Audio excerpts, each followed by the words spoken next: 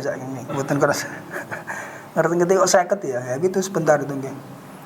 Tapi pelajarannya gini Bu sekalian. Jadi kita harus cerdas nggih. Karena memang hidup di dunia itu sebentar, maka tapi yang sebentar ini kan menentukan hidup kita selama-lamanya Bu sekalian nggih. Dan ini kan harus kita pikirkan. Hidup yang sebentar ini menentukan kehidupan kita yang selama-lamanya. Tanpa batas loh. Nah, nggak ada kematian lagi gitu ya.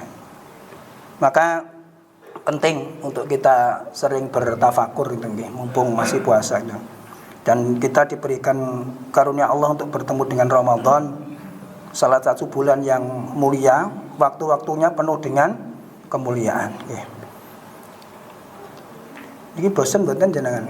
Esuk ana sonten nonton traweh ana pesantren Ramadan gini. Insyaallah kita akan sedikit membaca tafsir surat At-Tin ya. Nanti ada beberapa yang kita akan angkat. Saya mengambil tafsir yang pendek, tafsir Jalalain yang kita baca bersama teman-teman di Madhab Syafi'i, salah satu pesantren yang fokus di Madhab Syafi'i, Syafi'iyah, Thalib Syafi'iyah gitu ya. Kita usulnya Syafi'iyah, qaidnya Syafi'iyah dan sebagainya. Tafsir yang sudah ma'fum nggih, menjadi muqarrar di pesantren salaf di saudara-saudara kita di Nahdlatul Ulama itu.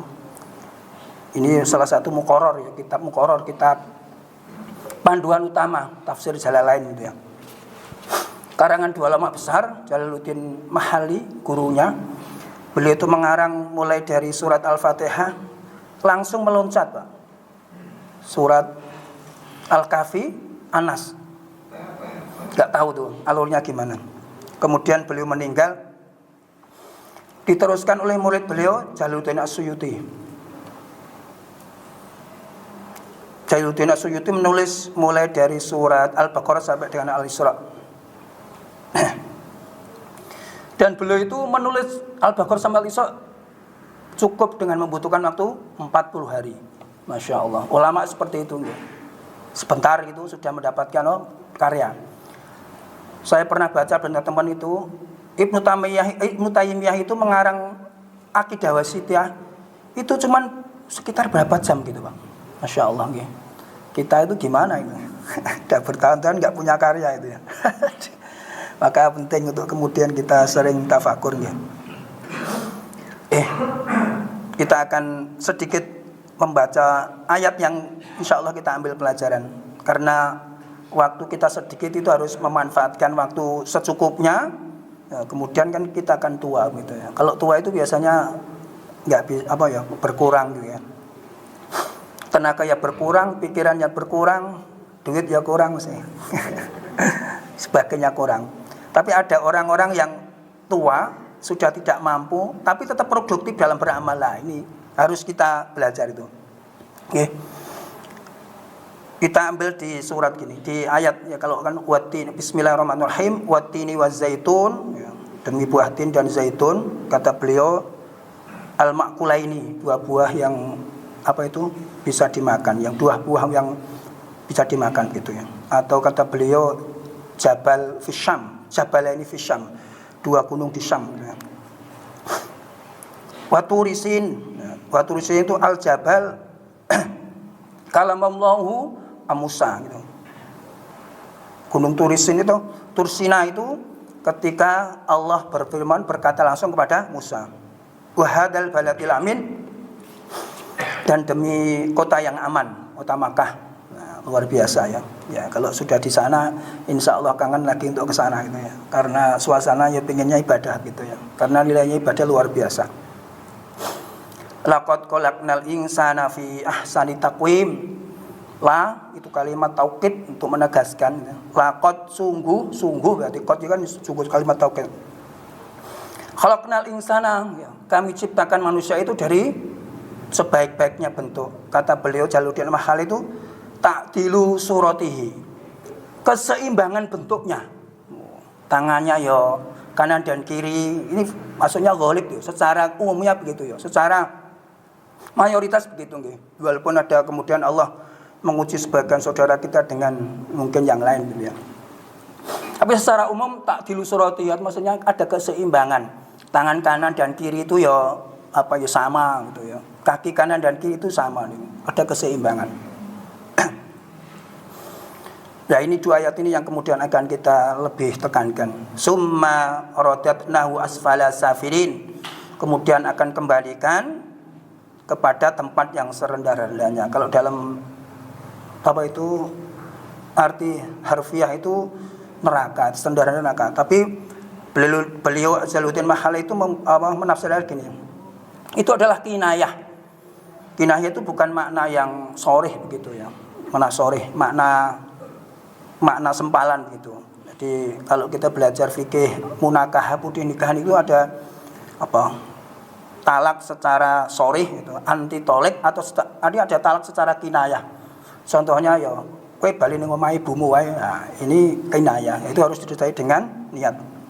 Itu kinayatun anil harami wa dha'fi gitu. Yang kusu amal mukmin anis zamanis sababi wa yakunu lahu ajruhu. Jadi ini sebuah makna kinayah, makna bukan yang sebenarnya. Itu adalah sebuah kiasan dari kondisi orang yang harum. Itu agak pikun itu Pak ya. Sudah penderangannya kurang dan sebagainya begitu. Tenaganya berkurang, pikirannya berkurang atau dha'fi. Dha'fi itu lemah gitu. Dibandingkan ketika zaman muda kan begitu ya. Wa yakunu lahu ajruhu biqauli ta'ala. Nah ini. Tetapi orang-orang seperti ini tetap mendapatkan pahala dengan firman Allah selanjutnya itu illal ladzina amanu wa amilus solihati falahum ajrun ghairu mamnun. Kecuali orang-orang yang beriman dan bertakwa, falahum bagi mereka orang-orang yang beriman dan bertakwa itu ajrun ghairu mamnun. Ajrun itu pahala ghairu mamnun. Kata beliau Jalaluddin Mahalli itu ghairu maqtuun, yang tidak pernah terputus. Masya Allah.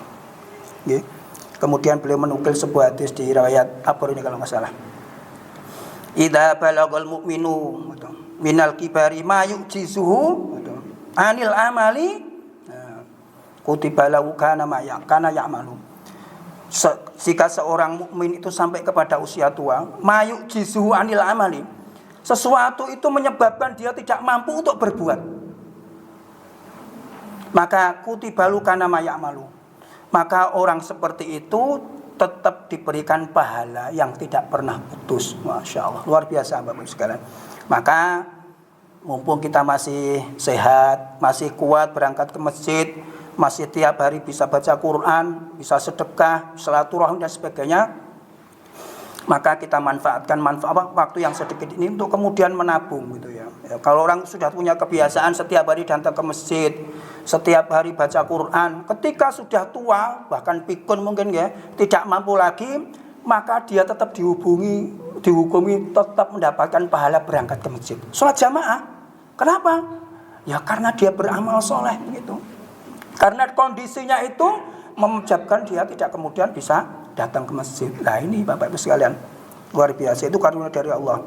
Atau di sebuah di hadis riwayat Bukhari kan idza maridul abdu aw safara kutiba lahu ma kana sahihan aw muqiman. Nah, artinya sama, lebih kuat Bukhari mungkin ya. Ini menguatkan begitu ya. Ini maka monggo Bapak sekalian, mumpung kita masih punya kesempatan gitu ya, punya kesempatan dan sebagainya, kita nabung amal-amal soleh gitu ya.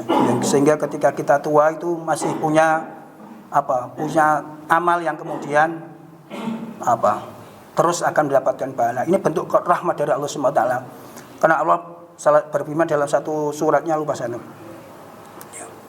Am hasibal ladzina tarakhus sayyiati am naj'ala lahum kal ladzina amanu wa amilus solihati sawa'am mahyahum wa mamatahum sama yahkumun, kata Allah itu. Apakah orang-orang yang berdosa, pelaku dosa itu mengira kami jadikan sama orang-orang yang beriman dan beramal soleh dalam kehidupan dan kematian? Sama yahkumun. Rusak banget, jelek banget perkalian. Allah sudah berjanji kok bahwa orang-orang yang beriman dan berasoleh itu dalam kehidupan dan kematian tidak sama.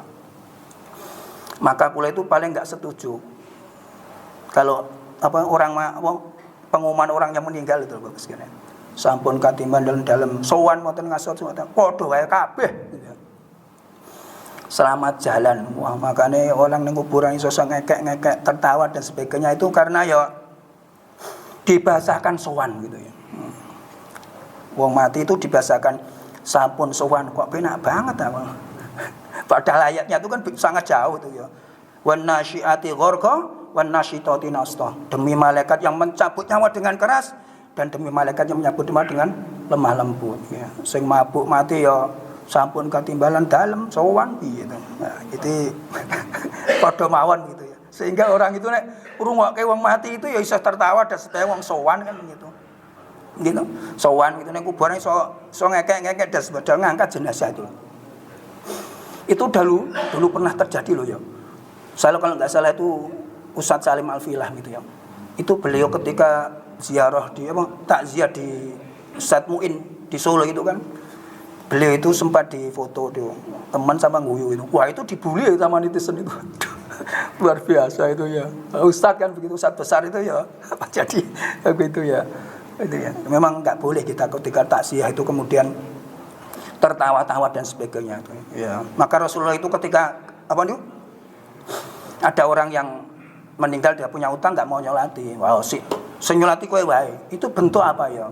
Bentuk sebuah peringatan gitu ya. Tidak bermain-main dengan utang. Ada yang pun dia nggak mau sholat dan sebagainya. Itu bentuk peringatan. Tokoh-tokohnya itu nggak mau nyolati. Biar jadi pelajaran orang yang hidup itu loh ya. Jadi ini nggak sama orang yang gini dan gini nggak sama gitu. Okay. Maka kita menjadi pelajaran. Ngoten mawon sekali lagi mudah-mudahan sedikit yang bisa disampaikan dari tafsir pendek ini. Mudah-mudahan menjadi semangat kita untuk sebelum memasuki suatu tua. Napa mboten tua nggih rasah tua ya. Mudah-mudahan ketika kita tua tetap produktif beramal karena kita menjadi orang-orang yang senantiasa istiqomah beramal soleh. Wa afu minkum. Assalamualaikum warahmatullahi wabarakatuh.